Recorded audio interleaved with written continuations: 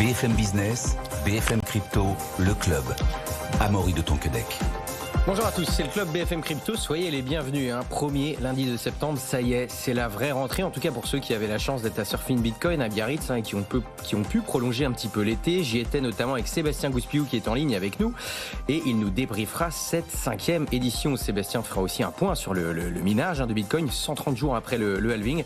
Et vous nous direz, Sébastien, aussi comment le mining peut rendre les États Bitcoin friendly. Et c'était le thème d'ailleurs de votre conférence à Surfing Bitcoin. Et puis les cours ont bien bougé cet été. On va faire un point d'analyse technique avec Alexandre Baradez. Le Bitcoin perd 10% sur un mois et donc bilan. Et puis on va voir quel mois de septembre on pourrait avoir sur le marché crypto. Et enfin le chiffre du jour avec un autre Sébastien qui est chez nous. Bonjour Sébastien Bordry. On voit que le nombre de crypto-millionnaires a complètement explosé cette année passée. Voilà, je propose qu'on commence tout de suite avec le point marché. Alexandre Baradez. Bonjour Alexandre. Bonjour, je rappelle, Alexandre Baradez, chef analyste chez IG. Alexandre, ça a bien bougé cet été, parce que déjà, si on prend le Bitcoin, je propose qu'on fasse Bitcoin et un petit peu Ethereum après, si vous avez des infos là-dessus. On a quand même moins 10% pour le Bitcoin sur un mois. On est actuellement autour des 58 000 $, mais on reste quand même à plus 125% sur un an. La tendance est relativement neutre aujourd'hui, et sur le marché crypto, on a une dominance du Bitcoin à peu près 56%. Oui, alors je pense que même avant de rentrer même dans les détails plus court terme, c'est de bien dézoomer la trajectoire du Bitcoin depuis maintenant, même 2023. Si on regarde, on a l'impression que c'est très longtemps tout ça, mais c'est pas si vieux que ça.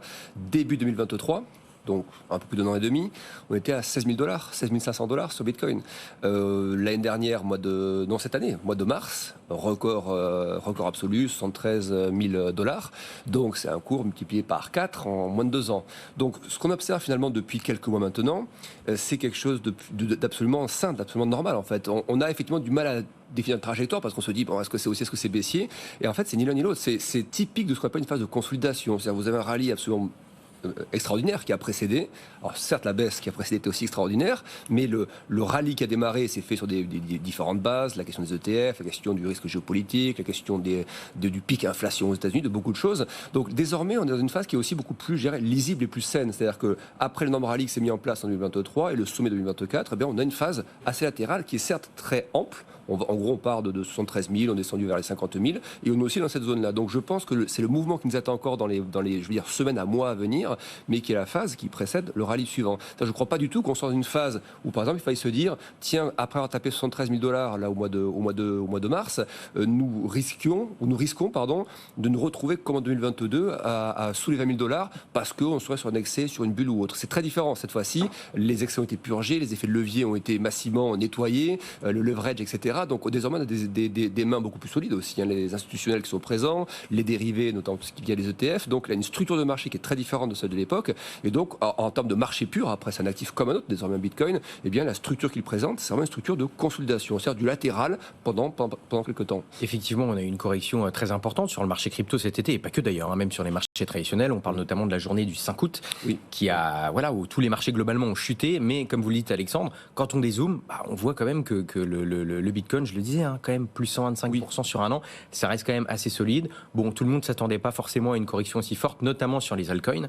À quoi on peut s'attendre là pour le Bitcoin, pour le mois de septembre? Macroéconomiquement, on a quand même 3 choses à surveiller.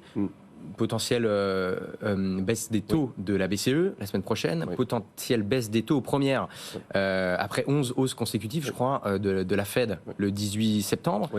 Et en plus, après les élections américaines. Oui, effectivement. Alors ça, il y a une partie, je pense, qui est quand même déjà un petit peu intégrée, c'est-à-dire que ce sera vraiment une surprise qu'il n'y ait pas de baisse de taux. C'est-à-dire la baisse de taux serait pas vraiment une surprise, en fait. La question de la Fed, c'est plutôt est-ce qu'ils vont baisser de 25 points de base ou de 50 points de base. Et cette semaine, d'ailleurs, vous avez le rapport sur l'emploi américain, vous avez des chiffres sur l'activité ISM, manufacturier, services. Donc, on aura cette semaine déjà des éléments de réponse par rapport à la nature de la baisse de taux, mais il y aura bien baisse de taux. Là, ce serait un choc pour le marché de par sa baisse de taux en septembre. Ce que vous nous dites, c'est que finalement, s'il y a la baisse de taux comme attendu, ça ne devrait pas changer grand-chose. Je pense pas. Pour revenir à ce que vous disiez tout à l'heure, vous voyez sur l'épisode du mois d'août, ce qui est intéressant, c'est qu'en fait Bitcoin, on a cet actif qui est vraiment multifacette en fait. C'est un peu comme l'or, même si on ne peut pas forcément les comparer, mais il y a des phases où l'actif va réagir énormément la géopolitique, par exemple, typiquement après les événements d'octobre au Proche-Orient. Des phases où il va réagir très fortement à la politique monétaire. C'est l'épisode 2022, durcissement monétaire, tout qui s'effondre comme les marchés actions parce que la Fed durcit le ton. Et puis des épisodes, comme celui au mois d'août, où il réagit comme un actif classique, un actif à risque, comme les actions, comme le Nasdaq ou autre. Et c'est ce qu'on a vu en fait au mois d'août. On a vu tous les marchés actions perdre certains 10-15% comme le Nasdaq, et Bitcoin a suivi la tendance en fait. Donc c'est ça qui est assez intéressant, c'est un actif qui par phase va il ne faut pas chercher à dire il est corrélé à tel actif ou il réagit par phase. Donc la phase récente, c'était effectivement une phase d'aversion au risque en mode marché action US, marché action Europe, où tout a baissé en fait. Ça rebondit et c'est maintenant la phase qui est très intéressante où on va voir si justement cette semaine est-ce qu'il va réagir au rapport sur l'emploi, est-ce qu'il va réagir à l'ISM Service, voilà. Mais je pense que les gros catalyseurs à la hausse, ça restera effectivement peut-être pas le mois de septembre pour la première baisse, mais c'est plutôt le nombre de baisses qu'on aura ensuite, à quelle vitesse l'inflation va aussi arriver à l'objectif, parce que la Fed va commencer à baisser, mais on n'est pas encore à l'objectif. Donc, comme l'a fait la BCE, on baisse pour ne pas trop faire ralentir l'économie, mais il ne faut pas non plus trop baisser trop vite, sinon le risque c'est que l'inflation reparte et du coup on aura les mêmes problématiques. Donc c'est une ligne de crête qui est assez étroite pour les banques centrales et tant que pour Bitcoin on n'a pas cette visibilité sur le nombre de baisses de taux et qu'on n'a pas la certitude que l'inflation va bien taper l'objectif d'ici quelques mois, eh bien on peut s'ennuyer, j'ai envie, dans ce range, mais qui est une vraie bonne zone d'accumulation pour le prochain rallye. Ce que vous nous dites, Alexandre, c'est que finalement, a priori, baisse de taux prévue du côté de la BCE la semaine prochaine, baisse de taux prévue d'ici 15 jours, un peu plus du côté de la Fed. Oui. A priori, il ne devrait pas y avoir de surprise. Donc, le marché, ça ne devrait pas l'affoler dans un sens ou dans un autre. Par contre, il y a l'élection américaine qui arrive début novembre. Oui. Historiquement, quand on regarde les cours du Bitcoin au moment de ces élections-là, on voit que souvent, quelques semaines avant l'élection, ça commence à monter. Et c'est après l'élection, en tout cas, que ça a pas mal monté derrière. Est-ce qu'on pourrait s'attendre à un même phénomène cette année ? Ça ne me paraît pas impossible parce qu'on pourrait tout à fait avoir un scénario. Là, on parlait un petit peu ce qui s'est passé sur les marchés actions et sur Bitcoin au même moment, donc fin juillet, début août. Je pense qu'on pourrait tout à fait avoir une séquence là d'entre maintenant et l'élection où les deux se ressemblent un petit peu. Où ce que ferait le Nasdaq, par exemple, ou le SP500, pourrait être aussi à peu près observé sur le Bitcoin. Je pense qu'il va plutôt avoir une trajectoire qui va dépendre un peu, qui va ressembler un peu à ce que font les marchés actions, un peu rythmé par les questions de taux, de communication des banques centrales. Mais justement, on a beaucoup grimpé quand même sur les marchés actions US, qui ont démarré, eux, leur phase consolidante après Bitcoin. Donc Bitcoin a démarré avant, donc il est déjà bien enclenché cette phase de consolidation sur Bitcoin. Donc à un moment donné, les marchés US vont un peu consolider ce qu'ils ont commencé à faire. Et je ne vois pas pourquoi l'appétit pour les marchés US, ou les actifs à risque, je vais dire, soit très important avant l'élection américaine. Je pense que c'est une période qui va être un peu plus volatile, un peu moins certaine, et donc tous les actifs qu'on recherche quand on a une visibilité qui est un peu meilleure, normalement on ne va pas les acheter tout de suite. Mais je verrais bien une séquence effectivement un peu consolidante encore jusqu'à l'élection, et après peut-être dans un rallye de fin d'année qu'on aurait sur les actions, et où on pourrait voir effectivement Bitcoin à ce moment-là taper son record et dépasser après même les 80 000 €, peut-être fin d'année ou début de l'année prochaine. Donc oui, c'est pas possible. Très rapidement, Alexandre, si vous avez regardé un petit peu la deuxième crypto la plus capitalisée du marché, j'ai nommé Ethereum. Elle a un petit chemin un peu différent en ce moment. Voilà, contrairement au Bitcoin qui a plus 125% sur un an, Ethereum seulement, entre guillemets, plus 54% sur un an. Bitcoin, moins 10% sur un mois, Ethereum, moins 16% sur un mois. Mais aujourd'hui, apparemment, depuis midi, elle se réveille, un peu plus de 2%. On est aux alentours des $2 500. Pourquoi ? Est-ce qu'il y a un peu une décorrélation, que Ethereum est un petit peu en retard par rapport au Bitcoin ? Ça fait un peu penser à la comparaison quand on compare l'argent à l'or, par exemple. Vous regardez l'argent, c'est pareil, il y a des phases très haussières, puis des grosses corrections, puis l'argent lag toujours, tu es en retard par rapport à l'or. Ethereum fait un peu penser à ça. On aime le comparer à, mais ce n'est pas. Et pour autant, ça ne veut pas dire donc que ça n'a aucun rapport. En fait, ce que vous dites, ça a beaucoup moins de rapport, mais pour autant, moi je pense que le potentiel est tout à fait là sur Ethereum. C'est justement comme il n'y a pas eu ces phases de rattrapage aussi fortes qu'on est sur Bitcoin, ça ne veut pas dire que Ethereum doit le faire instantanément, mais que le sommet historique qui a été marqué précédemment, pour moi, sera revu et dépassé. Donc il y a un potentiel de rattrapage qui est là, parce que c'est une crypto plus cas d'usage. Ça, autant Bitcoin, c'est un peu la réserve de valeur, c'est un peu un peu comme l'or d'un côté, autant l'autre, Ethereum, a plutôt un côté plus pratique, un côté plus opérationnel. Et il me semble que ça, quand on va avoir un déploiement de l'activité sur le réseau Ethereum, et on voit déjà que ça en cours, à un moment donné, certains projets vont émerger et ça va faire partir le sentiment. Donc moi, j'ai plutôt tendance à penser qu'il y a un bon potentiel justement là-dessus de rattrapage, pas pour comparer à Bitcoin encore une fois, mais plus pour comparer à un appétit, une liquidité aussi qui va revenir via les banques centrales à un moment donné. Et je pense que les actifs qui étaient un peu tassés comme ça parce qu'on préfère aller sur Bitcoin en premier, vont connaître un phénomène de rattrapage ensuite. Difficile de toute façon de comparer Bitcoin et Ethereum. De toute façon, je pense que Sébastien ne me contredira pas là-dessus. En tout cas, on le rappelle, il y a des ETF Ethereum Spot qui ont été acceptés aux États-Unis au mois de juillet. Bon, pour l'instant, la tendance est plutôt baissière parce que c'est un peu complexe, mais il y a des produits financiers, notamment liés à Grayscale, qui font que ça fait perdre plus de valeur à l'Ethereum que ça en fait gagner pour l'instant, mais la tendance pourrait s'inverser dans les semaines à venir. Malgré tout, Sébastien Bordry, journaliste BFM Crypto, bonjour Sébastien. Bonjour. Le nombre de crypto, de détenteurs de crypto continue de progresser dans le monde. Et un chiffre intéressant, jamais on a eu autant de crypto millionnaires dans le monde. Pourquoi ?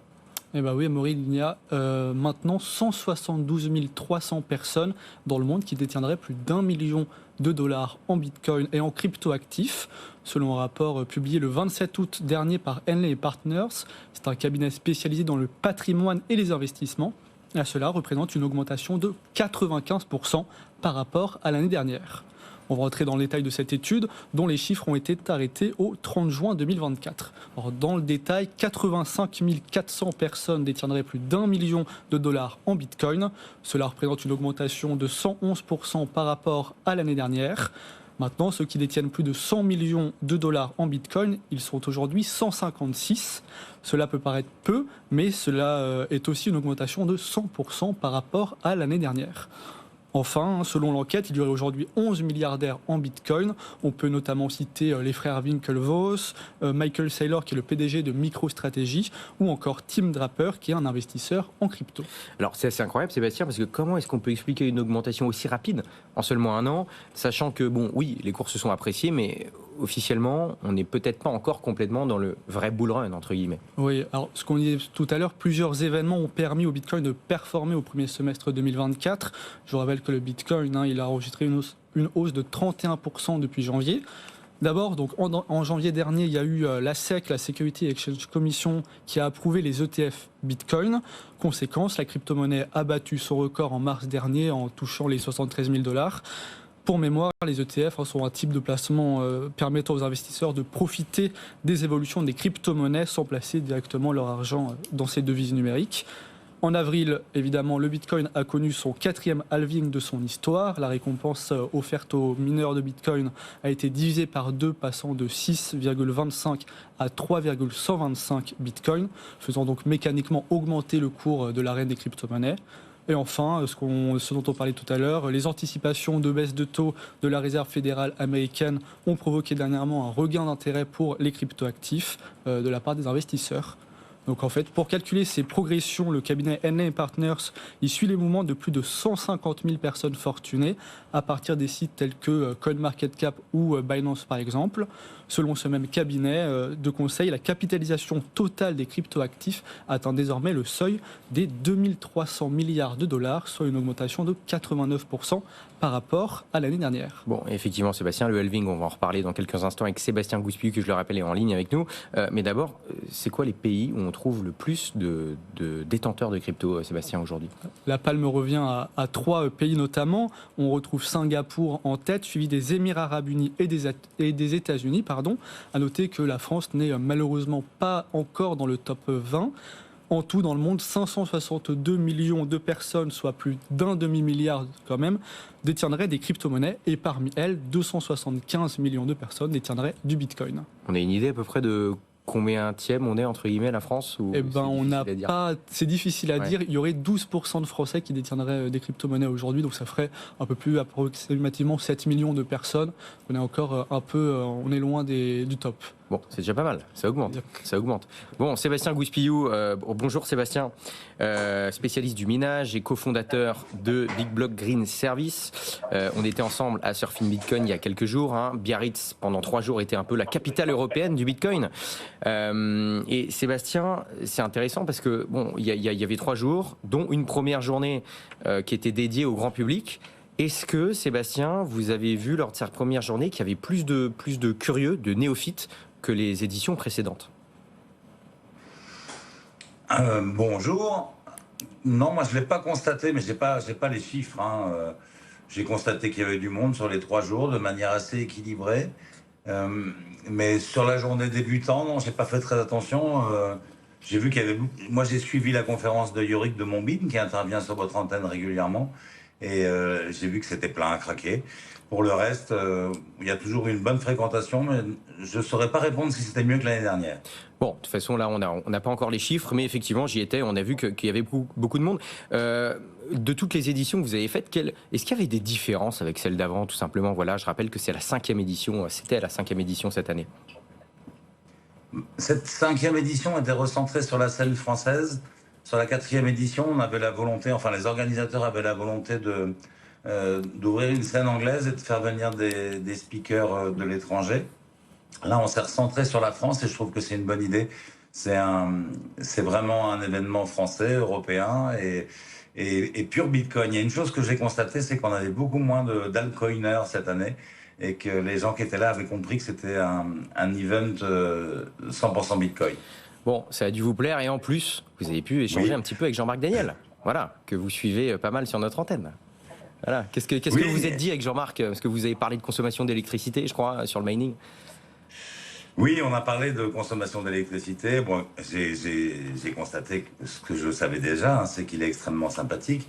Il est ouvert, mais c'est pas facile de discuter avec lui parce que il est assez roublard dans la discussion. En tout cas, il a trouvé que le mining tel que je lui présentais risquait d'être concurrencé par l'hydrogène. Donc on retrouve un peu les délires qu'on avait pu lire dans l'Institut Rousseau.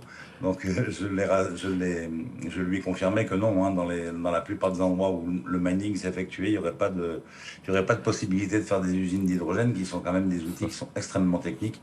Puis la technologie même de l'hydrogène actuellement pose question. Bon, en tout cas, Jean-Marc Daniel avance sur la question.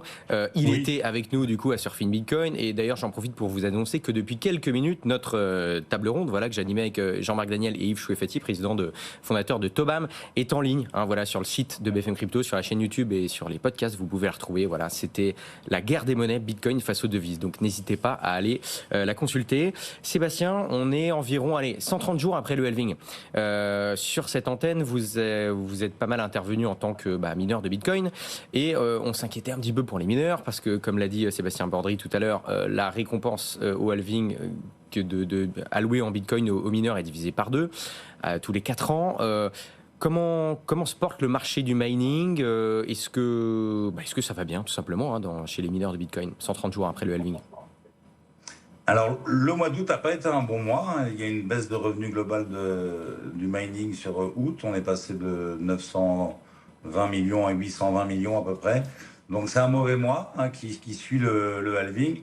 En gros, tant que le cours ne sera pas suffisamment monté, on aura toujours cette bataille du dernier survivant larvé, pendant laquelle les mineurs ont une grosse perte de revenus, c'est certain. Cette perte de revenus n'est pas suffisante pour les démoraliser parce qu'on voit le hash rate, la compétition mondiale, continuer à grossir, continuer à grimper et de grosses fermes s'ouvrir ou être en train de s'ouvrir actuellement. Donc c'est toujours un peu pareil, mais bon là c'est une situation qui doit être tendue pour ceux qui payent l'électricité la plus chère en ce moment. Et ça continue. Vraiment, on est tous en attente d'une augmentation du cours.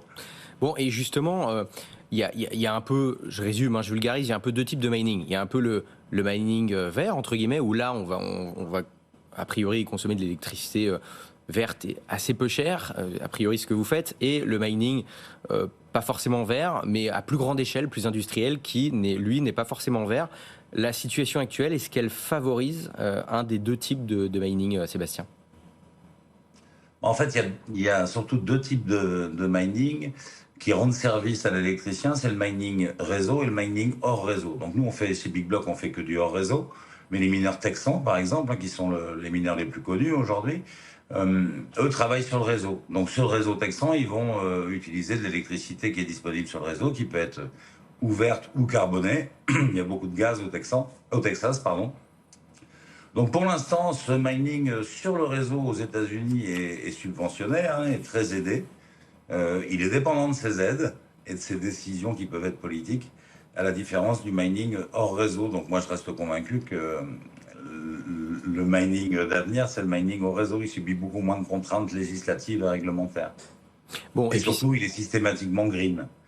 Oui, c'est un point important. Et puis Sébastien, pour faire du mining de Bitcoin, notamment en tant que Français, il faut souvent aller chercher de l'électricité moins chère à l'étranger. En quoi justement le mining de Bitcoin peut rendre les États tout simplement Bitcoin friendly entre guillemets, c'est-à-dire que ça fait aimer le Bitcoin à certains États. Pourquoi ce phénomène-là? C'est assez simple, c'est vrai qu'a priori, un État, il a plutôt mouvement de recul vis-à-vis de Bitcoin, parce que ce qu'il peut percevoir de prime abord, c'est une perte de souveraineté monétaire, enfin une menace de perte de souveraineté monétaire. C'est une menace qui est assez lointaine. En revanche, ce que propose le mining, c'est immédiat, c'est la capacité d'acheter les surplus électriques d'un pays producteur, et ça a énormément de sens pour les pays. Donc dès qu'il n'y a pas de blocage idéologique, et que l'a priori anti-Bitcoin n'est pas trop fort, on arrive à convaincre assez facilement des pays, des États, des gouvernements de l'intérêt d'apporter une manne financière dans une région où une centrale électrique ne produit pas du tout ce qu'elle est en capacité de produire. C'est ça le mining hors réseau. Et donc, ma conférence était là-dessus au Surfin, sur le fait que ça rendait les États Bitcoin friendly. Et puis là, cet été, en fait, pendant que je préparais ma conférence, le clou a été enfoncé par la prise de position de Trump, d'abord, qui est quand même l'ancien président des États-Unis, qui a une bonne chance de le redevenir, et qui, lui, a vraiment pris sa pilule orange de la part des mineurs, et qui maintenant veut absolument que les États-Unis soient le leader du mining. Est-ce que vous le prenez au sérieux, Sébastien, là-dessus, Donald Trump? Vous le prenez au sérieux ou alors c'est uniquement électoraliste? C'est difficile à dire, J'ai tendance à avoir peu confiance dans les politiques, donc je pense qu'il y a un peu des deux, mais je pense sérieusement qu'il a compris quelque chose de l'intérêt, non pas du Bitcoin en lui-même, mais de l'intérêt du mining pour son pays. Parce qu'effectivement, c'est une béquille économique qui est très importante pour ERCOT, le producteur d'électricité du Texas, mais pas que au Texas, ça devient important au Missouri, dans pas mal de pays. Donc non, il y a une réalité qui s'est imposée à Trump. Et puis j'ajouterais que là, tout récemment, en Russie, la Russie a sorti une loi très favorable au mining de Bitcoin. Donc le mining est légalisé dans un grand pays comme la Russie, qui a énormément de potentiel électrique perdu. Et donc en gros, ma démonstration m'a été un peu enlevée par les annonces de Trump et de Poutine cet été, parce que maintenant c'est une évidence. Le Bitcoin peut être perçu comme quelque chose de positif pour des États qui jusqu'à maintenant c'était plutôt positionné anti-Bitcoin. Bon, et c'est le cas de Trump notamment. Et selon vous, Sébastien, est-ce qu'on peut dire qu'il y a un peu une bataille là entre guillemets par rapport à ce que vous nous dites entre les États-Unis et la Russie pour avoir le plus de mineurs de Bitcoin chez l'un ou chez l'autre?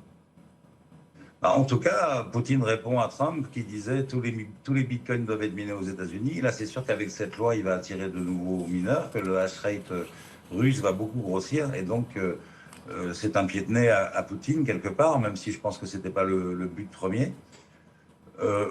Donc on pourrait traduire ça comme ça. Je pense pas qu'on soit encore dans une bataille, qu'on soit déjà dans une bataille du mining. Mais en tout cas, c'est intéressant de voir que ces politiques là aujourd'hui s'approprient et se mêlent de mining. Parce qu'on se rappelle qu'en Russie, la Banque centrale avait demandé l'interdiction du mining, et c'est tout le contraire qui intervient un an après. C'est carrément une légalisation du mining, et puis surtout une légalisation très positive pour les mineurs. C'est-à-dire que cette loi russe, je ne pense pas qu'on aurait pu faire beaucoup mieux pour les mineurs, même, et je pense qu'elle a été co-rédigée avec les mineurs russes. Bon, intéressant. Et puis, c'est une affaire à suivre, Sébastien, que voilà, de ce revirement politique et géopolitique au niveau du minage de Bitcoin de manière internationale. Merci beaucoup, Sébastien Gouispiou, d'avoir été avec nous, spécialiste du minage et cofondateur de Big Block Green Service. Merci beaucoup, Alexandre Baradez, d'avoir été avec nous, chef analyste chez IG. On vous retrouve dans quelques instants chez Guillaume Sombrère. Et Sébastien Bordry, journaliste BFM Crypto, merci d'avoir été avec nous. Je rappelle, votre newsletter qui sort chaque lundi à 18h, à retrouver dans vos boîtes mail, et c'est gratuit. Donc, abonnez-vous. Merci de nous avoir suivis. Rendez-vous demain 15h. BFM Business, BFM Crypto, le club.